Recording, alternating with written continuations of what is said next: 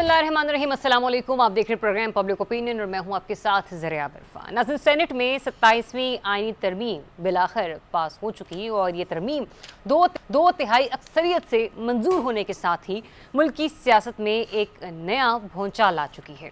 27वीं आईनी तरमीम की मंजूरी के लिए सेनेट में 64 अरकान ने तहरीक हक में वोट दिया, जिनमें एक PTI और एक JUI के रुकन भी शामिल थे। मगर ये मंजूरी एक भरपूर सियासी बॉयकॉट के साए में हुई और अपोजिशन अरकान ने सेनेट से वॉक आउट भी कर दिया। हुकूमत 27वीं आईनी तरमीम को तारीखी संग-मील करार दे रही है, मगर अपोजिशन जमातों ने इसे जमहूरी ढांचे पर कारी ज़र्ब कहकर सख्त रद्द-ए-अमल दिया है और अपोजिशन इत्तेहाद तहरीक तहफ़्फ़ुज़ आईन पाकिस्तान ने इस तरमीम के खिलाफ मुल्क गिर एहतजाजी तहरीक का ऐलान भी कर दिया है। चेयरमैन तहरीक तहफ़्फ़ुज़ आईन पाकिस्तान महमूद अचकज़ई साहब ने वाज़ेह ऐलान किया है कि पार्लियामेंट को चलने नहीं दिया जाएगा। सेनेटर राजा नासिर अब्बास ने इसे मुल्क के इदारों के लिए तबाहकुन करार दिया है। 27वीं आईनी तरमीम का मुल्क की जमहूरियत पर असर क्या होगा? सदर की मुमकिन इस्तिस्ना के आईनी और अखलाकी नताइज क्या होंगे? क्या ये शिक ताकत के तवाज़ुन को तब्दील कर देगी? और अपोजिशन के मुल्क गिर मुजाहरों का कानूनी दायरा और इम्कानात हैं क्या? क्या ये तरमीम वाकई निज़ाम को मुस्तहकम करेगी भी या आने वाले दिनों में सियासी महाजराए को और तेज़ कर देगी? मुल्क में जारी सियासी बेयकीनी ने इस बहस को मज़ीद शिद्दत दे दी है कि क्या पाकिस्तान के मसाइल का हल किसी मुतबादिल हुकूमती मॉडल में छुपा है। इसी तनाजुर में एक बार फिर ये सवाल भी सामने आया कि क्या चीन का मॉडल पाकिस्तान में कामयाब हो सकता है और क्या हम रफ्ता रफ्ता चीनी हुक्मरानी की जानिब बढ़ रहे हैं। चीन ने कामयाब मॉडल से करोड़ों लोगों को क़त गुर्बत से निकाला और चीन पसमानदा मुल्क से दुनिया की बड़ी मईशत और इसकी ताकत को बन के उभरता हुआ हमें नज़र आया। इससे हमने सबक क्या सीखा और क्या सीख सकते हैं, इसको हम आज प्रोग्राम के दूसरे सेगमेंट में डिस्कस करेंगे। मुझे ज्वाइन कर रहे हैं इसार राना साहब, रिजवान रज़ी साहब। सबसे पहले तो ज़रा बहुत ही सादा अंदाज में मैं आपसे ये जानना चाह रही हूँ कि जो आज 27वीं तरमीम पास हुई उसके बाद जो मुल्क का एक सियासी ढांचा है और जो इंतज़ामी ढांचा है उसमें किस हद तक तब्दीलियाँ रूनुमा हुई हैं? देखिए, अगर आप मेरी ज़ाती राय पूछें और मैं एक लेमैन, एक आम आदमी के हवाले से बात करूं, तो कोई तूफ़ान नहीं टूटा, कोई तूफ़ान नहीं आया, कोई आसमान नहीं टूटा, कुछ भी नहीं हुआ। 26वीं तरमीम के बाद भी यही कहा गया था हुकूमत की तरफ से कि गोया इस वक्त जो है ना वो पाकिस्तान तरक्की की औज सरैया क्रॉस करके ऊपर चला गया और अपोजिशन की तरफ से कहा गया कि पाकिस्तान जो है उसकी फेडरेशन के अंदर बारूद भर दिया गया है। 25वीं के बाद भी यही कहा गया था अपोजिशन की तरफ से भी। अब दोनों को मेरी दरख्वास्त होगी कि कम से कम कोई बयान ही बदल लें, कम से कम कोई बयान ही बदल लें, ठीक है। अब 28वीं होगी तो उसके बाद भी यही कहा जा रहा है, लेकिन मुझे इसके अंदर ना एक कमाल की चीज़ नज़र आई है। वो क्या? और वो कमाल की चीज़ ये है कि दुनिया भर के अंदर सियासी जमातें जद्दोजहद करती हैं कि वो पार्लियामेंट में पहुँचे और पार्लियामेंट में पहुँचती हैं कि वो हुकूमत साजी का हिस्सा बने और हुकूमत साजी का हिस्सा बनती हैं ताकि इक़्तिदार में से अपना हिस्सा वसूल कर सके।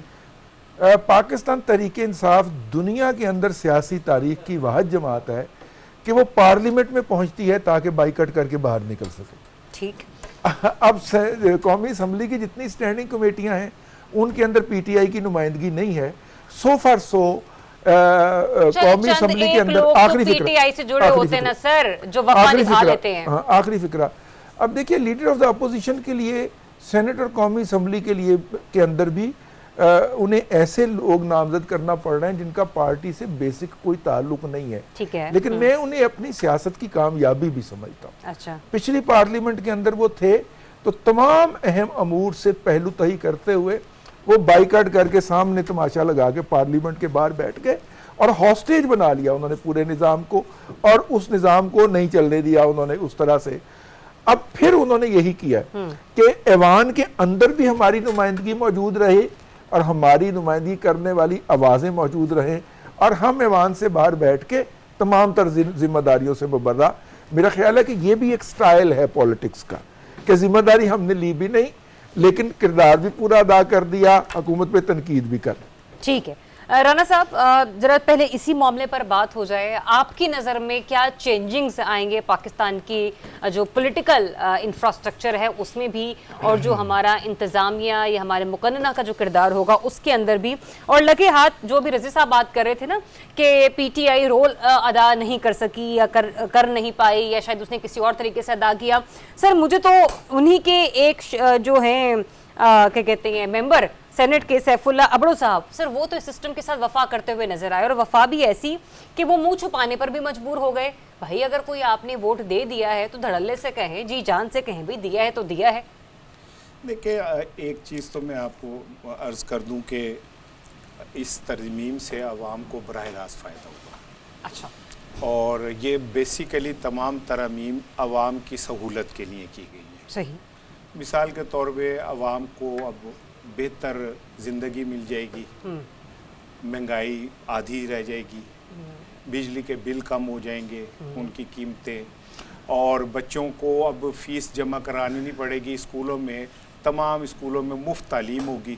اب آپ نے کہنا منو سلوا نازل ہوگا, وہ بھی بات ہے, بریانی کی پلیٹ بھی آئے گی. تو پھر یہ کہ آپ کو اب ہاسپٹل جانے کی ضرورت نہیں ہے, گھر بیٹھے سردیوں میں گیس اور گرمیوں میں بجلی کی لوڈ شیڈنگ نہیں ہوگی. نہیں گھر ڈاکٹر بیٹھے گھر آئیں گے اور ہر گھر میں آ کے ایک ایک بندے کا روزانہ چیک اپ ہوگا. یعنی ایک ہم خوشحال ریاست کی طرف بڑھ گئے ہیں سطح, اور جو کو تھوڑی کمی رہ گئی وہ 28ویں میں پوری کر دیں گے ہم. صحیح ہے. اچھا دوسری چیز یہ جو آپ نے کہا نا مقننہ اور یہ اور وہ, آج کا ایک ذرا لطیفہ نہیں, ایک ہے تو یہ مسکراتا ہوا جملہ, لیکن اس کی تکلیف اور کسک کو آپ محسوس کریں. رضی صاحب ذرا چھوڑ دیں اسے, ذرا میری طرف میں سن رہا ہوں, آپ اس کسک کو محسوس کیجئے گا. آج ایک کیس کی سماعت کے دوران جسٹس منصور صاحب نے کہا کہ ویسے تو ہم بیچارے ہیں اور ایسے ہی بس اب مہمان ہیں, اور اگر ویسے کو آپ کوئی مشکل سوال پوچھنا چاہ رہے ہیں تو کیا ایسا کرتے ہیں کہ ہم وہ وفاقی جو آئینی عدالت ہے اس میں بھجوا دیتے ہیں. اندازہ کریں پاکستان کا سینئر موسٹ جج کس بے بسی کا شکار ہوا ہے. اور آج آپ کے اسحاق ڈار صاحب کہہ رہے تھے کہ جو سینئر موسٹ ہیں ہم نے اس میں ترمیم میں وہ چیف جسٹس ہوگا, تو اسحاق ڈار صاحب یہ جسٹس منصور علی خان سے زیادہ سینئر پاکستان میں اس وقت کوئی ہے؟ آپ کیسے آنکھوں میں مرچیں ڈال سکتے ہیں سر؟ کرے اگر آپ اس کے تحت ہیں تو منصور علی شاہ کو ان کا حق دے, ان کو فیصلہ کرنے کا موقع دے, ان کو دے ان کا ڈیو رائٹ. میں دوسری بات یہ کہ یہ ابڑو صاحب کی جو آپ کہہ رہی ہیں نا, تو اس میں ایک بڑا خوبصورت آج جملہ ہوا ہے, میں کہتا ہوں وہ آج کے دن کا بہترین جملہ ہے. انہوں نے کہا میں جی پھر اس کے بعد ریزائن کرتا ہوں, تو ہمارے چیئرمین سینٹ نے کہا کہ ہم آپ کو پھر بنا دیں گے. واہ. ٹھیک ہے, کیا ایسا لگا کہ بادشاہ سلامت ہیں, خلت سے نواز دیں گے, یہ زن بچہ کولو میں پسوا دیں گے, ہم آپ کو پھر بنا دیں گے. حالانکہ وہ کہہ کسی کے بہاف پہ رہتے جنہوں نے انہیں بنایا ہے, لیکن دیکھ لیں کیا بات ہے, یعنی عوام میٹر ہی نہیں کر رہے. عوام کے ووٹوں سے آنے والا کوئی شخص آ کے اپنی وفاداری بدل دے اور اس کے بعد وہ شرمندگی میں کہے جی میں ریزائن کرتا ہوں, تو انہیں کہیں نہیں تو ٹینشن نہ لے, سینیٹر عوام کے ووٹوں سے, ٹھیک ہے نا, میں ہوں نا, نہیں ایک منٹ کیا کریں, عوام کے ووٹوں سے نہیں آتا. اب یہی رک جائے, مجھے بولنے دیجیے گا, کس کے ووٹوں سے آتا ہے؟ ایم پی ایس کے تو ایم پی اے کس کے ووٹوں سے آتے ہیں؟ انڈائریکٹلی ہوتا ہے. نہیں, ایم پی اے کس کے ووٹوں سے آتا ہے؟ ایم پی اے تو عوام کے ووٹوں سے آتا ہے. تو پھر عوام ایک شخص کو مینڈیٹ دیتے ہیں, وہ مینڈیٹ آگے اگلے ایک شخص کو دیتا, تو دے عوام کے بہاف پہ رہے نا, باہر سے تو کوئی نہیں آ رہا. تو چاہے وہ سینیٹر ہو, چاہے وہ چیئرمین سینیٹر ہو, کوئی بھی ہو, وہ عوام کا نمائندہ ہے. ٹھیک ہے, سو اگر ہمارے اب نظام نے اسی طرح چلنا ہے تو ٹھیک ہے بھائی, میں کیا کہہ سکتا ہوں. میں تو احمد ولی خان صاحب کے آخری جملوں کی طرح وہ اظہار بھی مشکل ہے, چپ رہ بھی نہیں سکتے, مجبور ہیں افاللہ, کچھ کہہ بھی نہیں سکتے. احمد ولی صاحب نے کہا میں اپیل کرتا ہوں کہ عوامی مفادات کو کمزور نہ کریں اس طرح کی ترامیم لا کے, لیکن میں ووٹ آپ کو ہی دوں گا. میں تو احمد ولی صاحب کی اس بات سے بڑی سر حیران ہو گئی کہ انہوں نے کہا کہ ہمیں یقین دہانی کروائی گئی ہے کہ آئندہ 2 ماہ کے بعد خیبر پختونخوا میں سے خیبر کو نکال دیا جائے گا. اتنا بڑا اقدام ہوگا, ہاں اتنا بڑا اقدام ہوگا. میں کہہ رہا ہوں کہ انقلاب آ گیا پاکستان میں. آپ چیک کیجئے کہ اس بیس کے اوپر انہوں نے اپنا ووٹ آج کی ترامیم کے لیے ڈالا. یہ ایک جو ہے نا یہ جسچر ہے ایک ایسی سیاسی شخصیت کا کہ جو کہ عوام کے حمایت یافتہ ووٹوں سے آج یہاں پر ہمارے سامنے کھڑے ہیں. لیکن ایک آزاد سینیٹر کا بھی میں ایک جملہ کوٹ کرنا چاہ رہی ہوں, فیصل واوڈا صاحب. وہ کہہ رہے ہیں 27ویں ترمیم پاس ہو گئی ہے, ہم جمہوری روایتیں پوری کرنے آئے ہیں. سر مجھے یہ بتائیے گا, جس ترامیم میں سے صدر کو استثناء کر دیا گیا ہے کہ ان کے خلاف کوئی کارروائی نہیں کی جا سکتی, تو سر یہ کون سی جمہوری روایتیں ہیں جہاں پر عوام کسی شخص کا احتساب کر ہی نہیں سکتے, سسٹم اس شخص کے کانڈکٹ کو چیلنج کر ہی نہیں سکتا؟ دیکھیے بات یہ ہے کہ صدر کو آدھا ایک استثناء تو پہلے بھی حاصل تھا, آدھا ایک, اور جس میں ان کے خلاف کوئی فوجداری کارروائی یا دیوانی کارروائی جو ہے سول یا کرمنل پروسیڈنگ نہیں ہو سکتی جب تک کہ وہ اپنے آفس میں ہیں, اور سول تو کبھی بھی نہیں ہو سکتی, لیکن کرمنل ہو سکتی ہے جب وہ اپنا آفس چھوڑ دیں. تو اب اس سے بھی ان کو استثناء مل گیا ہے. تو آپ وہ تو کہہ رہے تھے کہ جی پرائم منسٹر کو بھی دے دے, یعنی کہ ان کے صاحبزادے نے مستقبل کے اندر وزیر اعظم بننا ہے تو اسے بھی ابھی سے استثناء دے دیا جائے. لیکن وہ بہرحال اس کے اندر جو ہے وہ کروچ پھیر دیا. جناب شہباز شریف صاحب نے, انہوں نے کہا جی میں نہیں لیتا. ویسے وہ کیوں نہیں مانے سر, وہ کیوں نہیں مانے؟ میں کیوں نہیں لیتا, اور انہوں نے کہا کہ تھوڑا سا مطلب کہ جمہوریت کو بھی فیس سیونگ دی جائے نا, کہ پرائم منسٹر کو آنسریبل ہونا چاہیے. ان کا یہ نقطہ نظر ہے, مطلب صدر کو آنسریبل نہیں ہونا چاہیے, پرائم منسٹر کو ہونا چاہیے. پرائم منسٹر براہ راست عوام کے ووٹ سے آتا ہے نا. پھر میرے بھائی والا ایشو آ گیا جو میں نے ابھی کہا تھا, وہ پرائم منسٹر براہ راست لوگوں کے ووٹ سے آتا ہے, خود بھی اس نے منتخب ہونا ہوتا ہے, اور پھر اپنی پارٹی کے ووٹوں سے ایوان کے اندر بھی اپنا انتخاب کروانا ہوتا ہے, جبکہ صدر نے تو آنا ہی بالواسطہ ہوتا ہے. تو یہ بالواسطہ اور براہ راست ہونا چاہیے. مطلب کہ بہرحال میں اس استثناء کی مخالفت اس لیے بھی نہیں کر سکتا کیونکہ ان کی پارٹی جو ہے وہ مجھے پن پوائنٹ ٹارگٹ کر رہی ہے. ابھی میں سوشل میڈیا پہ یہی دیکھ رہا تھا, پن پوائنٹ کر کے خاکسار کو ٹارگٹ کر رہے ہیں, تو وہ آپ ذرا ہاتھ پکڑ لیجئے گا. ایک بات جو ہے وہ مجھے سمجھ نہیں آئی کہ دیکھیے انگریز نے 1922 کے اندر پنجاب کے 5 اضلاع کاٹ کر اسے ایک بارڈر پروونس ڈکلیئر کیا, شمال مغربی سرحدی صوبہ. اور 1912 کے سینسز کے اندر پشاور اور کوہاٹ جو تھے وہ پری ڈومیننٹلی پنجابی سپیکنگ سٹیز تھے. اس وقت یہ ہند کو سرائکی کا کوئی رولا نہیں تھا, یہ تو بعد میں ڈالا گیا نا, اسے پنجابی کے ہی ایکسنٹ کہا جاتا تھا. اور آپ نے پہلے قبضہ کیا کہ پہلے اس کو پختونخوا کا لاحقہ لگوایا, اب آپ کامل قبضہ چاہ رہے ہیں. اب چاہ کیا رہے ہیں, ٹھیک ہے نا, جو اوریجنل وہاں کی پاپولیشن تھی وہ مارجنلائز ہوتی گئی, اور پرلی طرف سے لوگ جو تھے وہ اتر کے ادھر آتے گئے. اور میرا مطلب ہے تھوڑا سا وہ ڈیمانڈ کرتے وقت نا تھوڑا سا اس کا لحاظ کر لیا کریں دوسروں کا بھی. اچھا میں دوبارہ اس کی طرف آنا چاہ رہا ہوں. میری اطلاع کے مطابق یہ جو آج بیان دیا ہے سینٹ کے ہاؤس کے اندر, حالانکہ میں اسحاق ڈار کے اس بیان سے پہلے آپ کی خدمت میں عرض کر چکا تھا, آپ گواہ ہیں, میں جو بیان دیا ہے اس کے بعد تو میری وہ اطلاع جو تھی وہ کنفرم ہو گئی کہ گورنمنٹ جو ہے چونکہ اب اس نے چیف جسٹس آف پاکستان کے عہدے سے سیاسی والی معاملات جو ہیں وہ لے کے آئینی عدالت کو دے دیے ہیں, تو اب انہیں جسٹس سید منصور علی شاہ صاحب جو ہیں ان کے چیف جسٹس بننے پہ کوئی اعتراض نہیں ہوگا. یہ میں نے آپ کو خبر جو ہے یہ پروگرام سے پہلے دی تھی, بالکل بالکل, درمیان میں وہ ان کا خطاب آ گیا تو وہ میری خبر کنفرم ہو گئی کہ حکومت اس بات پہ بڑی سنجیدگی سے غور کر رہی ہے کہ جو سینیارٹی کا پرنسپل جو ہے اس کو اب آنر کر لیا جائے. اور چونکہ سید منصور علی شاہ صاحب سینئر موسٹ جج ہیں اس وقت سپریم کورٹ کے, تو chief justice supreme court of Pakistan کا انہیں بنا دیا جائے, اور جسٹس یحییٰ صاحب جو ہے انہیں آئینی عدالت کا ہیڈ بنا دیا جائے. یہ میرے ذمہ دار ذرائع سے میری بات. ٹھیک, اور آپ کی جو شکوہ تھا اس کا جواب آ گیا کہ ان کا کیا کرنا ہے. He is the senior most, I think he is going to be the chief justice of Pakistan. ٹھیک ہے رانا صاحب, اگر وہ آگے چل کے چیف جسٹس بنتے ہیں, ٹھیک ہے, اور اس کا مطلب یحییٰ آفریدی صاحب کہیں نہ کہیں تو ان کے اوپر وہ انفلوئنس ہے کہ جو انہوں نے فیصلہ سازی کرنی ہے یا جس طریقے سے ان کے سامنے آئینی عدالت کے معاملات جائیں گے تو سر پرابلم تو پھر وہاں پر بھی آ جاتی ہے نا کہ بعض اوقات کہا جاتا ہے کہ آئینی عدالت میں کیس جو ہے وہ ایسے نہیں فرسٹ کم فرسٹ سروس والا معاملہ ہوگا، تو وہ اتنے منظور نظر پھر ہو جائیں کہ وہ پھر جب چاہیں جس بھی کیس کو چاہیں اٹھا کر پہلے سننا شروع کر دیں؟ دیکھیں یہ تو اب آنے والا وقت بتائے گا کہ کیا کیسے اور ہونے جا رہا ہے. اچھا، لیکن یہ اور بات پھر ایک minute sorry to interrupt you, آج ہی منصور علی شاہ صاحب نے اے ایف صاحب کو خط بھی لکھا، ٹھیک ہے نا، تو وہ اس کے اوپر مطلب اگر ممکنہ طور پر وہ سپریم کورٹ کے جج ہو جاتے ہیں تو دوسری جو آئینی عدالت کے جج ہوں گے تو سر انہیں تو رسپیکٹ دینی چاہیے، کیونکہ سابقہ مطلب دور کے جج اور موجودہ چیف جسٹس نے یہ خط لکھا ہے. بہرحال اب خط کا زمانہ چلا گیا.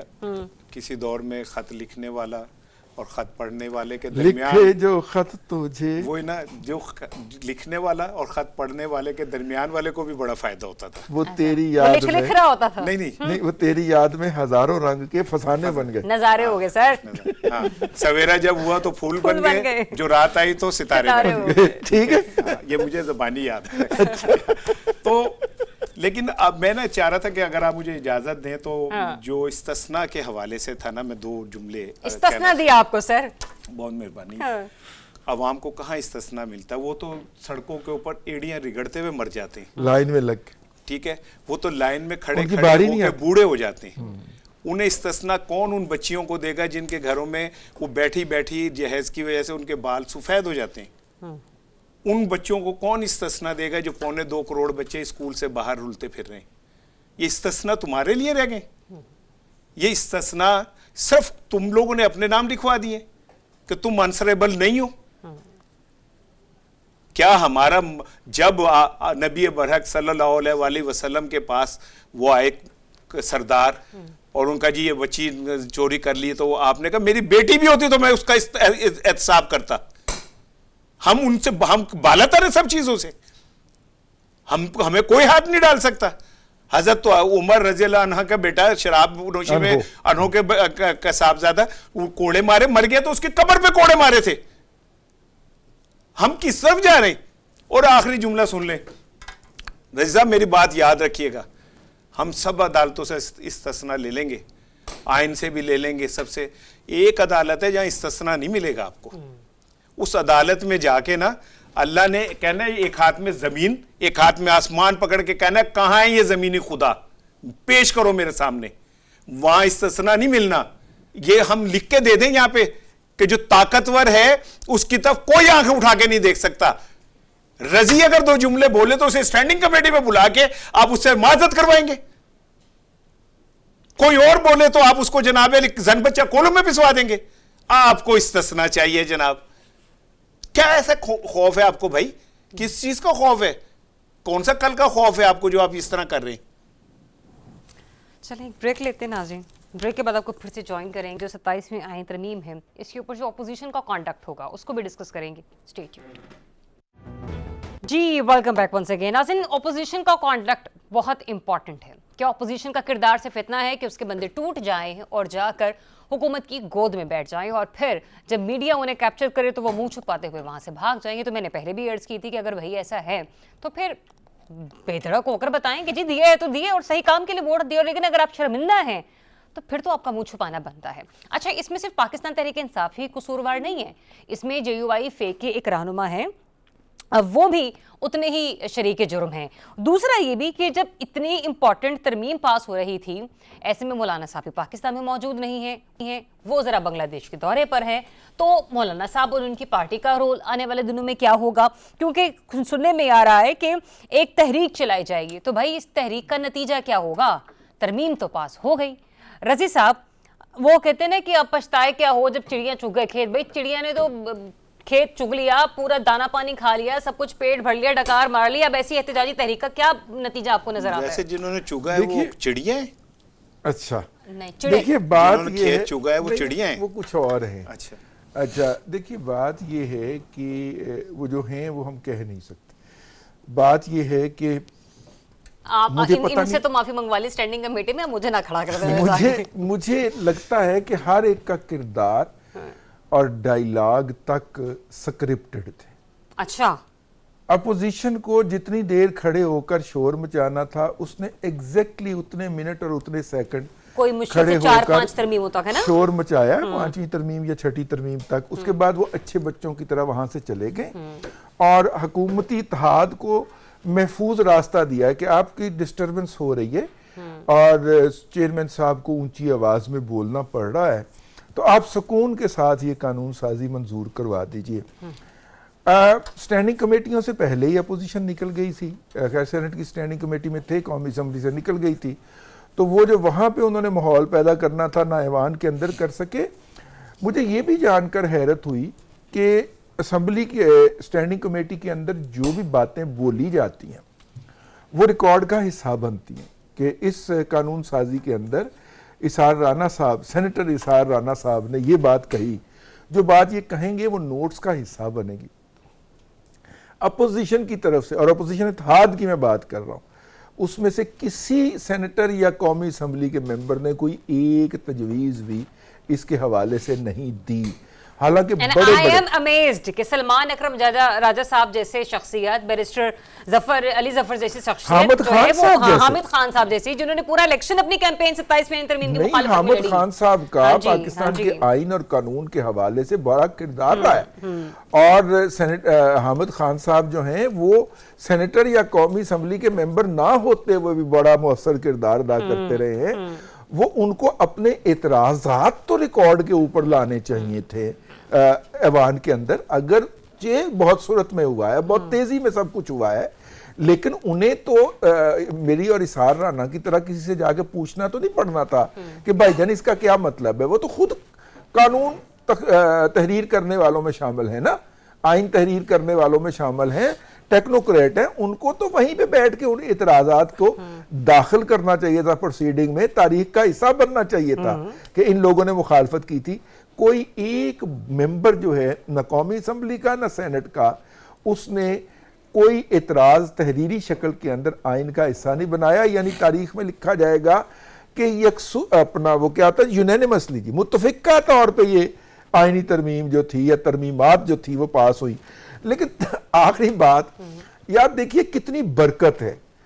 शुरू में हमें बताया गया कि 26 मुख्तलिफ आइनी शिकों के अंदर तरमीमात होंगी, फिर जब बिल पेश किया गया तो ये 26 की तादाद बढ़ के इसार राना 48 हो चुकी हुई थी।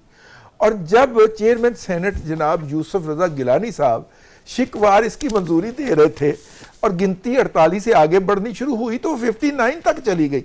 यार कितनी बरकत है। वो बड़े बंदे पैदा हो रहे थे सेनेट में, कच्ची लस्सी बनाते हैं ना गर्मियों में, जितना पानी पाई जाओ ओनी वधाई जाओ, ठीक है ना। ये उस तरह की कानून साजी थी कि 26 से काम शुरू हुआ, 48 से होता होता 59 पे जाके 59 पे जाके रुका है। तो शुक्र करें यहीं पे रुक गया। अच्छा सर, अगर ये आगे भी चला जाता था राणा साहब बड़े ताज्जुब की बात थी कि सर मेंबर्स गिने जाते हैं, जब आप शिकवार तरमीम में मंजूर करते हैं, पहली 2 तरमीमें तो बगैर गिने पास हो गई। नहीं, उन्होंने सारी पास करने के बाद उसके बाद एक ही दफा गिनती कर इतनी मतलब वक्त बचाया जा रहा था कौम का, मुल्क का। मैं आपको देखिए वो बट रहे चावल बट रहे थे ना देग में, तो एक कुछ ज्यादा लोग थे तो वो परात लेके आ गए ना कि सब का हिस्सा इसके अंदर डाल दे। आप समझ नहीं रहे। नहीं मैं अब आपको बताऊं होता क्या है। बरात देख पाक पतन चली जानी नहीं, होता ये है कि जो हम चेयरमैन सेनेट या स्पीकर की वो आम लोग नहीं होते। ये इनमें से जो बहुत ज्यादा जय्यद होते हैं वो बनते हैं ना, खुदा के बरगज़ीदा बंदे होते, ठीक है ना। तो उनकी शिकरे जैसी आंखें होती हैं। अच्छा। वो बैठे बैठे गिन लेते हैं और बंदे भी तोड़ लेते हैं, गिनते भी हैं तोलते भी हैं। अच्छा। ठीक है, लेकिन मेरा एक सवाल है कि पीटीआई ने कुछ नहीं किया, पीटीआई नहीं बोली, लेकिन नवाज शरीफ साहब कहाँ हैं? वो भी तो रुकन असेंबली हैं। वो जब पिछली दफा वो कमेटी का इजलास हुआ था तो उसमें भी नहीं थे। नहीं, उन्होंने ऐलान कर दिया हुआ है कि वो असेंबली के इजलास में नहीं आएंगे। तो बाइकाट कर दिया असेंबली का उन्होंने। पता नहीं, उन्होंने ऐलान दुश्मन असेंबली का बाइकाट कर दिया उन्होंने। अवेलेबल नहीं होंगे। क्यों अवेलेबल? इतने अहम कौमी मरहले पे नवाज शरीफ साहब क्यों नहीं शरीक होते? आप कहेंगे कि सेनेटर इरफान सदीकी साहब क्यों दस्तयाब? अल्लाह ताला उन्हें सेहत दे, अल्लाह ताला उन्हें सेहत दे, अल्लाह ताला उनके जिंदगी की हिफाजत करे। सेहत के मामला ये अब आप खबर ब्रेक करेंगे कि अगर वो ये कहेंगे कि उनकी सेहत खराब है नवाज शरीफ साहब की, तो आप करेंगे फिर उन्हें बाहर जाना चाहिए था इलाज के लिए। लेकिन मैं आपको बता रहा हूं नवाज शरीफ साहब वोट नहीं देंगे। वो मेरी कैलकुलेशन है कि वो इस सारे ये तो आप मामले इरफान से सिद्दीकी साहब पे भी इल्जाम लगा रहे हैं कि नहीं, उन्होंने नहीं, भी वोट ना देने के नहीं लिए नहीं ये वो तो किया। बीमार हैं, Genuinely? जेनुअनली वो वेंटिलेटर पे हैं, अल्लाह ताला उन्हें सेहत जिंदगी दे, मेरी दिल से उनके लिए दुआ है। लेकिन मेरी कैलकुलेशन है कि नवाज शरीफ साहब इस सूरत हाल से को खुश नहीं है। वो अपने भाई के इस परफॉर्मेंस से, मरियम साहिबा भी खुश होती तो यहाँ होती, वो भी नहीं है यहाँ पाकिस्तान में। वो ब्राज़ील गई हुई हैं और ब्राज़ील में वो वहाँ लेक्चर देने गई हैं कि पॉल्यूशन कैसे ख़त्म हो सकती है। हमने कामयाब तजर्बा किया पंजाब में पॉल्यूशन ख़त्म करने का, तो वो उस कॉन्फ्रेंस में गई हैं। लेकिन नवाज शरीफ साहब हर अहम मौके पे क्यों गायब हो जाते हैं? उनको तो होना चाहिए, वो तो पाकिस्तान के सबसे ज्यादा 26वें इंटरमीम में 11th ओवर पे आए हैं वो। हाँ, अब मुझे लगता है कि वो नहीं आएंगे। अच्छा, क्योंकि वो इस सारी सूरत हाल से उन्हें ये नजर आ रहा है कि इन 64 लोगों ने 24 करोड़ लोगों के मुफादात को अपने 24 करोड़ लोगों के हकूक को अपने मुफादात के जूतों तले कुचल दिया है इन 64 लोगों ने। मैं हुस्न ज़न रखता हूँ नवाज शरीफ साहब के लिए, और उन्हें वो क्योंकि बहुत जीरक हैं, उन्हें इस बात का भी अंदाजा है कि इन तरामीम से पीपल्स पार्टी और मुस्लिम लीग नून अपनी सियासी कब्र खोद रही है। और ये भी इन्हें पता है कि अगली दफा जब ये लोग वोट लेने जाएंगे, चाहे ये साड़ी गल हो गई है कह के जाएं, या बिरयानी की देगे लेके जाएं, या कीमे वाले नान लेके जाएं, अवाम ने अब इन्हें नहीं सुनना, क्योंकि अवाम ने 8 फरवरी को इस्तिस्ना दे दिया हुआ है जिसे देना था। बस मुझे ये बताइए, मैंने आपसे वैसे पूछा था सवाल भी कि सर अब जो एहतजाज अगर होता है ये अपोजिशन का, हाँ भाई एक जुमले में कहते तो कौन सा एहतजाज, कौन है अब क्राउड पुलर, कौन है इस एहतजाज में? मुझे एक बंदा बता दें जिसके नाम पे लोग बाहर निकलेंगे। इनमें से कोई एक प्रैक्टिकली किसी सड़क के ऊपर खड़े होकर 2 घंटे 5 मिनट तकरीर नहीं कर सकता। कौन है इनमें जो अवाम के साथ जिसकी जड़े, जिनके साथ जड़े हैं वो इस टाइम पीटीआई में या तो तायब हो चुके हैं या वो जनाब भाग चुके। मैं आपको क्लियरली बताऊं, ये फवाद चौधरी हो या इस तरह के जो लोग हैं, ठीक है ना, इनसे मुझे 100 इख्तलाफ हो सकता है, लेकिन ये अवामी लोग हैं भाई।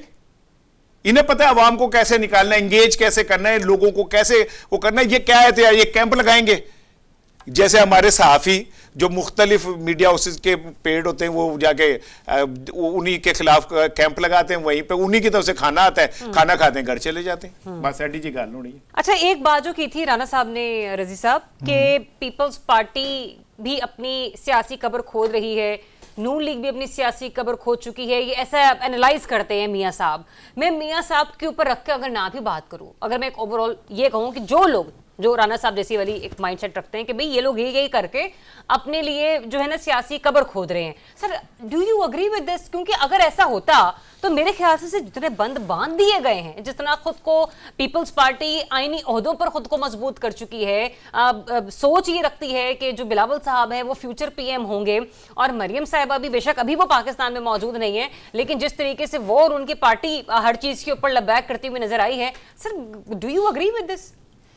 नहीं, देखिए मैं अपने प्यारे भाई की और अक्लमंद और ज़ीरक और जो है फार साइटेड, ठीक है, भाई की इस बात से एग्री नहीं करता कि ये दोनों पार्टियों ने अपने इक़्तिदार के अंदर अपने जो है पाँव के ऊपर कुल्हाड़ी मारी है।